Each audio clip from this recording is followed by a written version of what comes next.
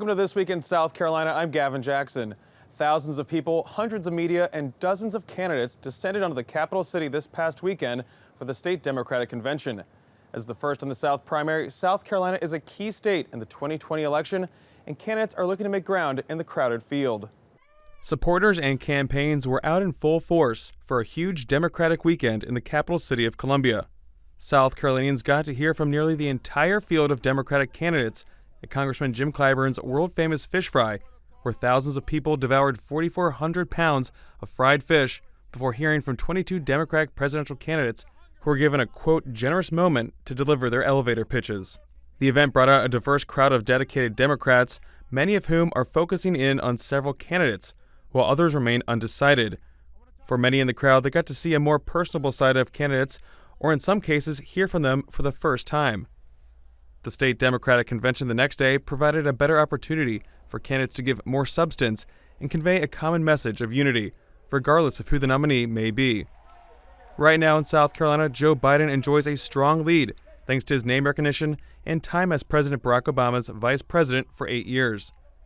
Meanwhile, other candidates are working to make inroads in the state, especially among black voters, a key demographic in the party. With several months into the state's February 29, 2020 primary, some people are paying attention, even Republicans, but there are plenty of undecided voters, including many who don't even know one candidate from another. To recap all the fun is Meg Kinnard of the Associated Press and Jamie Lovegrove of the Post and Courier. Guys, thanks for being here. Thanks for having us. Thanks, Gavin. So the convention, the fish fry, they've both come and gone. I'm guessing a lot of people did not spend their Friday evening or their Saturday, attending these events or even watching them online or on television. Meg, can you kind of fill us in a little bit about specifically the fish fry, what people saw, what people came out to hear essentially? Sure. This fish fry has been around for almost 3 decades now, and it's kind of always been seen as a way for politicos, journalists, quote-unquote regular folks to kind of mingle about and get excited and amped up about a campaign season. That's certainly what we saw happen over at Coble Plaza outside of Adventure. There were thousands of people, many of them holding signs, chanting, getting really excited about some of the presidential campaigns that we were going to see come through.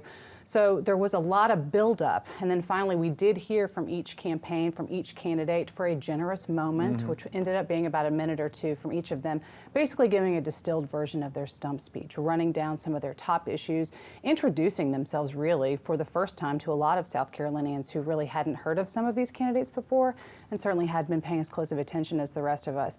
So it was an opportunity for each candidate to have equal time to get up on stage, to have a moment and a photo op with Jim Clyburn, who obviously is somebody that they really would like to be seen next to in this state, and to really introduce themselves to South Carolina and to have a moment where they could kind of hopefully, for some of them, draw on some of that crowd energy, even though by the point they took the stage, people had been there for quite a while. There had been a lot of fried fish, some alcohol, so it had been a long evening festive for most people. A very festive atmosphere by the time we got to that point.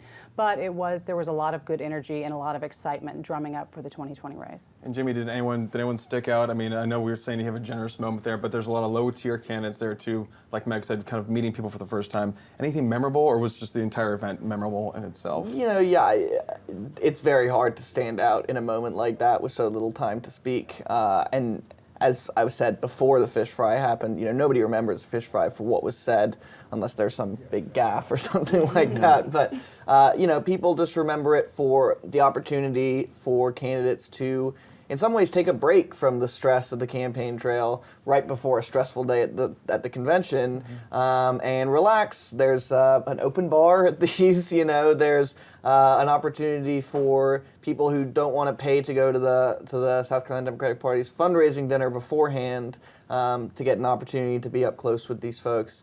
I don't think anyone had any kind of breakthrough moment.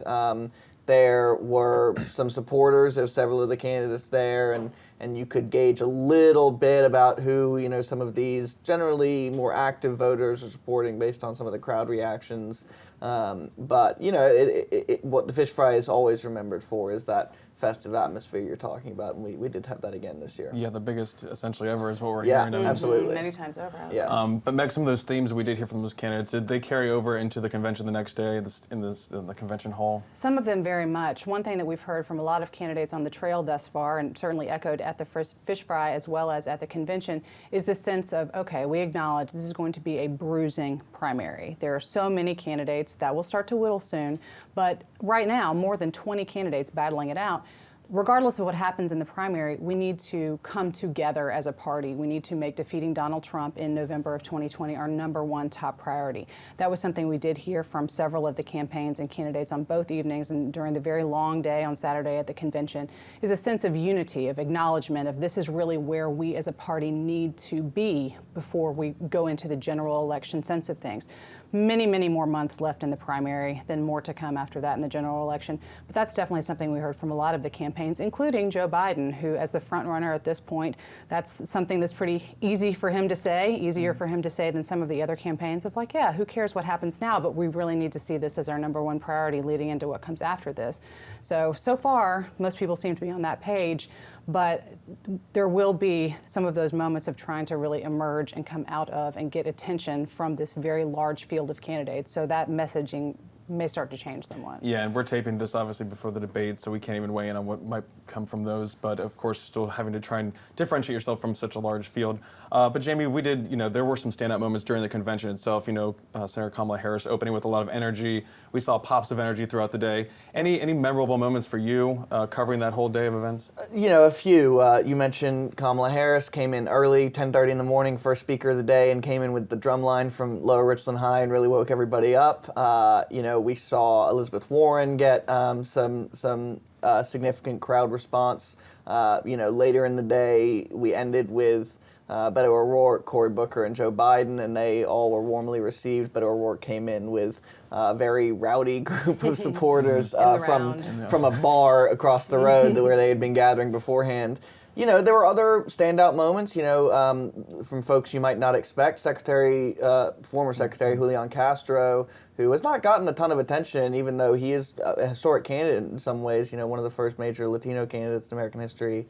He ended his speech by saying that he's looking forward to standing on the White House lawn, watching Trump get into the helicopter as he's leaving office and saying adios. And he got a great crowd response. That was one of the loudest cheers of the entire day.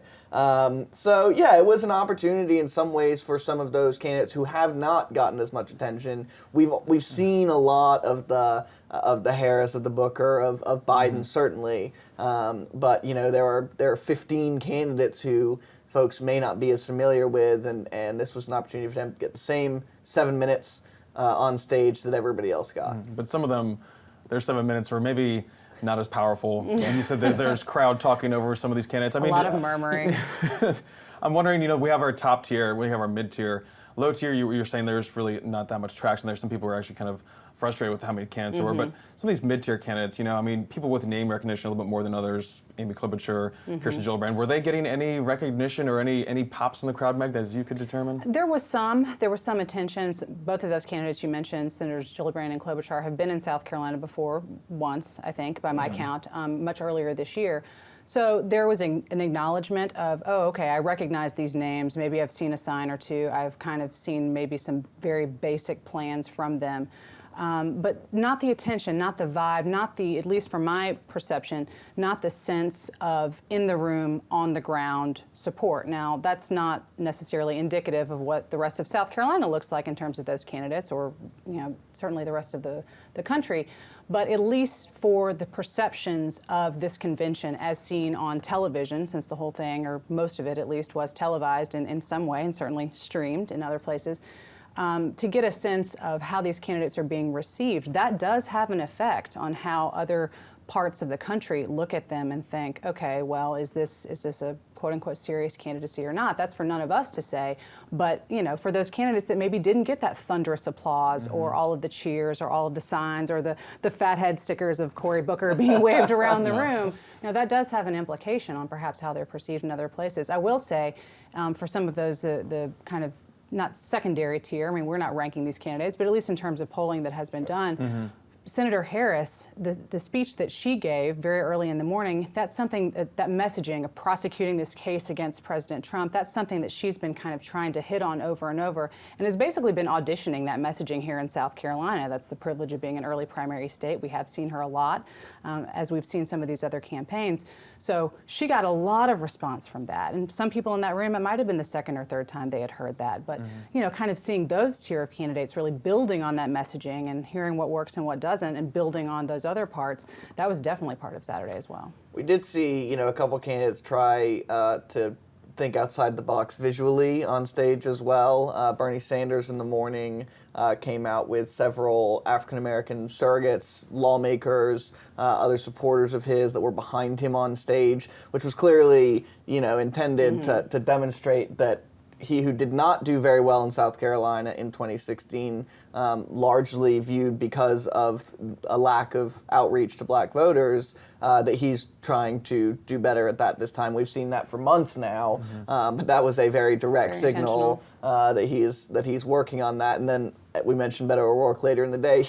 He ended up coming out and standing in the middle of the convention hall with a bunch of supporters behind him on stage, as opposed to going on stage, and that gave a really interesting visual on MSNBC, which was broadcasting throughout the day, you know, and that sort of distinguished him from the rest of the field in some ways. So it was interesting to see how some of the campaigns, some of the advanced teams thought a little bit differently and tried to pop in a day that is very long. You know, we went 9 to 6 p.m.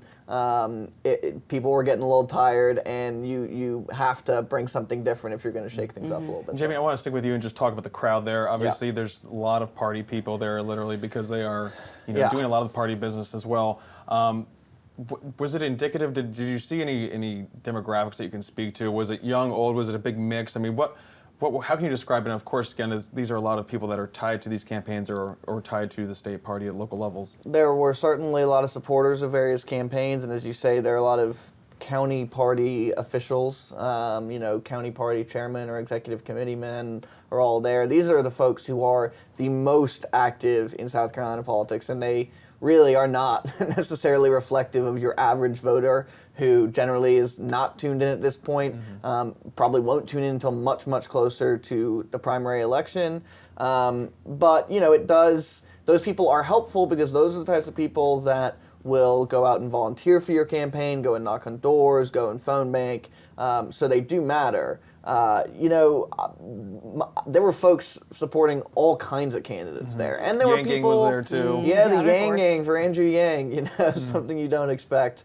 You know, there is a lot of people in that convention hall. There were a lot of people in that convention hall who still view this very much as an open field, don't want to make up their mind this early, because they feel like they owe all these candidates an opportunity first, and we'll have these debates this week as well. So it's still very much an open field, and there were demographics all over the place there, and we'll see that in the actual primary as well. Yeah, someone asked me who won. I'm like, well, no, no one really wins at these things. Everyone's just kind of getting their name out there too. Right. Yeah. And we did see, you know, obviously the fish fry was sponsored by Jim Clyburn, something he's been doing since he's been in office for a long time. Clyburn, obviously the majority whip there up in Congress, has a lot of pull in South Carolina. I'm wondering, you know, he has said that he's going to stay out of endorsing in this race. We've seen some comments from some people saying otherwise. Meg, is that true that Clyburn is just saying, hey, I'm not going to do anything until possibly closer to February 29th? Right, traditionally, because of his powerful position and the attractiveness of getting an endorsement from him, Representative Clyburn does try to stay out of the primary, at least until the very last moment. I think in 2016, it was maybe the week of the primary where he finally weighed in officially.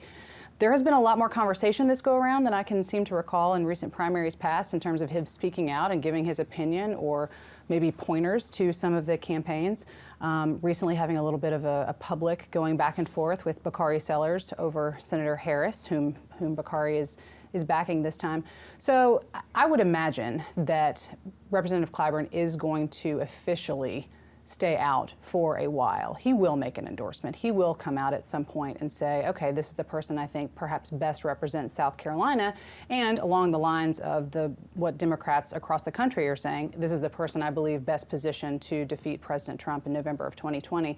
But there's been a lot more active conversation recently, And this has been a moment, like you mentioned, of big spotlight attention on Representative Clyburn. He is one of the people to know and to get close to for a lot of these campaigns. And he's, to his credit, spent a lot of time going around to many of their events, despite what may be said publicly. We have seen him on the trail at plenty of events for other candidates.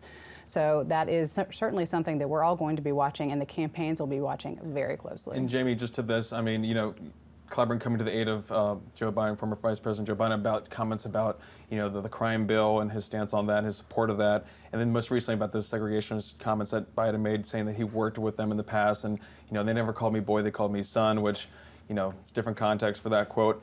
That shouldn't be interpreted as support. That's just him saying, hey, I'm friends with Joe Biden. I'm friends with a dozen of these candidates in this huge field. Don't take that one way or the other. Just I'm trying to give some context here. Well, clearly some folks are interpreting it as support. Sure. Bakari Sellers Sure. Being one of them. That's what happens when you're on the other side. You could certainly look at it that way.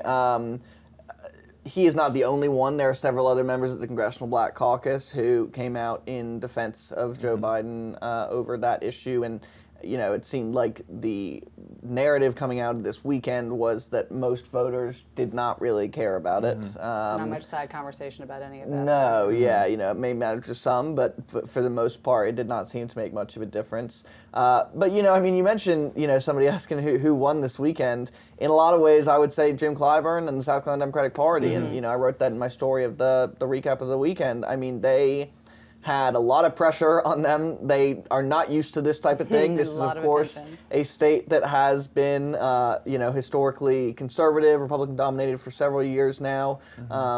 They are not used to this spotlight nationally, and everything seemed to go more or less according to plan. They were able to give these candidates their time.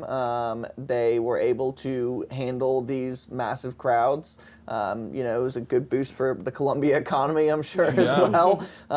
So, if anyone came out looking good, it was them. It was Jim Clyburn, whose ring everybody was kissing over this weekend. And wearing his T-shirts, Yes. One thing for the party, though, I will say that I believe probably will come out in the postmortem of how did we do, how did this whole weekend go, will be the attention that was paid to the media coverage and how that's going to work. There were more than 150 credentialed media for the convention itself on Saturday. That's huge. Yeah. That's something that we see in major markets for major political events. So that's a huge boon for the party. But the controversy that preceded that about, well, who's going to carry this and how are networks going to handle this and MSNBC exclusivity, that was an issue. And it frankly detracted a lot from the events leading into the weekend. So I would imagine that the party is going to be at least having some conversations about, okay, well, perhaps how could we have dealt with that piece of it a little bit better? Not that it really, in the end of the day, really took away from attention. There was so much media spotlight on this regardless. But I would imagine that'll be something that they might be thinking about. How could we have done this a little differently? And Jamie, kind of to wrap up with Clyburn here, really, he had some recent comments to talk about Senator Harris and Senator Booker and saying how he was amazed that they haven't been doing as well as he thought they'd be. Yeah. Is that a surprise? I mean, looking at the demographic here in South Carolina and then who they are and how much of name recognition they do have and how many times they visited South Carolina, is that surprising? And for all of those reasons, you could say it is a little surprising, but there is, of course, so long to go. Sure. And, even though this campaign for some of these folks has been going for 5 or 6 months now, it's not nothing. I mean, at a certain point, we can't keep saying, oh, it's coming. You've got to start making some movement.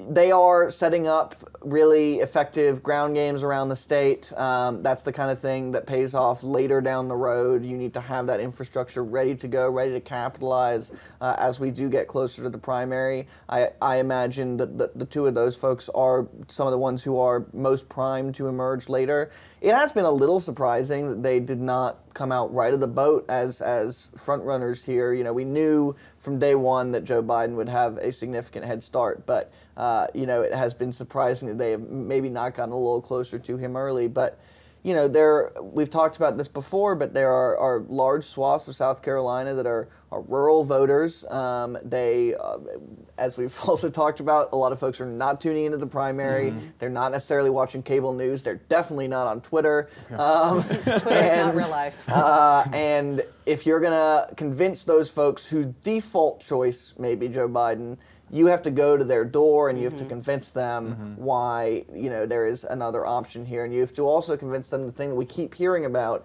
that voters are most concerned about is who has the best chance of beating Donald Trump. That is the number one concern for so many voters. So you've got to make the case that your candidate is better positioned than Biden to do that. And again, Meg, I was talking about how we're taping this before the debates, but again, those debates will also prove to be pretty important for some of these candidates who do need breakout moments, who do need viral moments to be remembered by, and they get some more substance when they're on the trail here.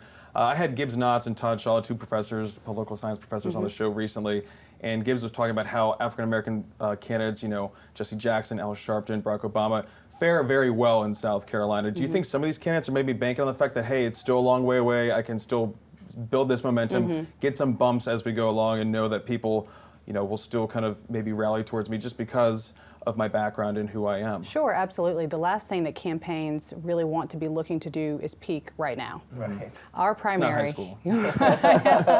the primary here is at the very end of February next year. So I don't know exactly how many days away that is, but it's quite a few. So particularly for those campaigns that historically are thinking back on, okay, we may have a good chance of doing well in South Carolina, they are going to be doing exactly what Jamie just said. They're going to be working on their ground game, their networks, building up the people that they will need when they try to break out and have that major moment when voters are paying attention. They want their name in a positive way to be the last thing that voters are thinking about before they cast their ballot, whether it's early or in person.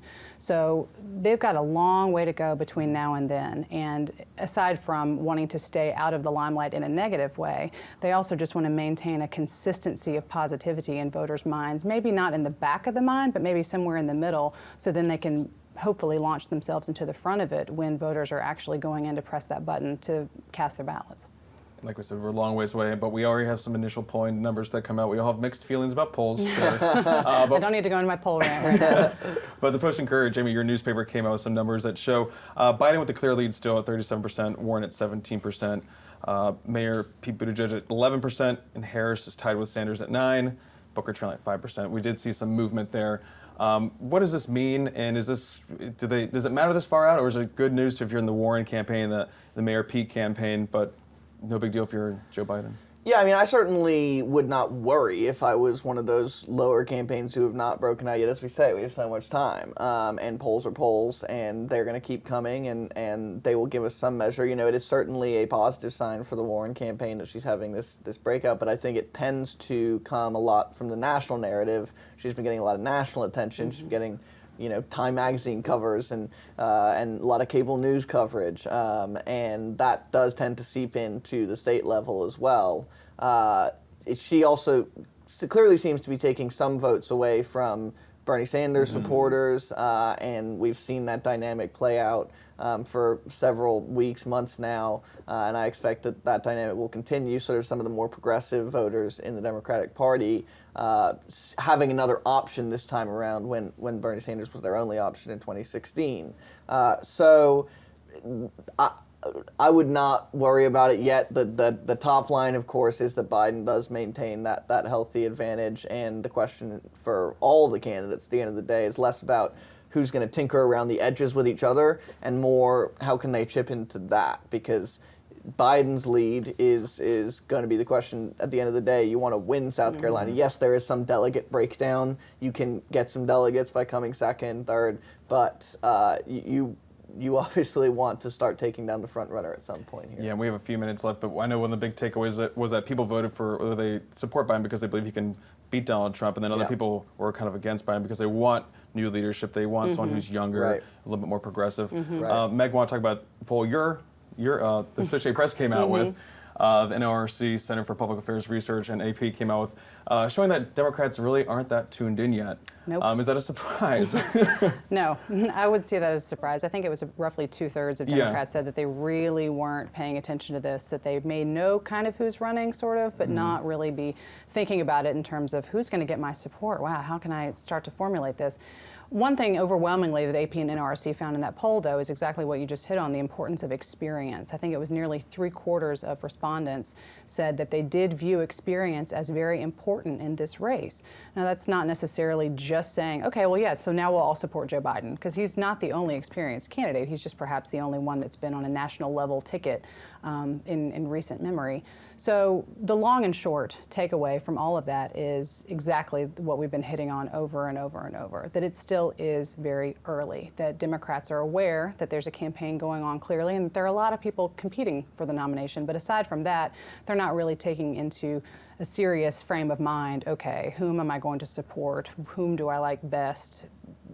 I think resoundingly as well, what we're hearing too, and accompanying those numbers is there are just a lot of people running, and maybe until that field starts to get whittled down just a little bit, voters really just aren't going to be taking a really hard, serious look at where their support is going to be going. One last thing I would just add is that, in our poll, we asked voters who supported Biden, why they support Biden, and we asked voters who don't support Biden, why they don't. Those who do said experience, particularly his experience with Barack Obama as vice president, who remains very popular in South Carolina Democrats. And the number one reason why voters were not was age. Age and experience. Sort of hand in hand a little bit. They are both his downside and his biggest advantage. 76 years old, yeah. He's going to have to keep navigating that. And I want to leave the episode here with this quote from Trav Robinson, the Democratic Party chairman, who said, "I still think that it is wide open in South Carolina. I don't think South Carolina is going to be won on name alone this year. There are just too many candidates and too many variables."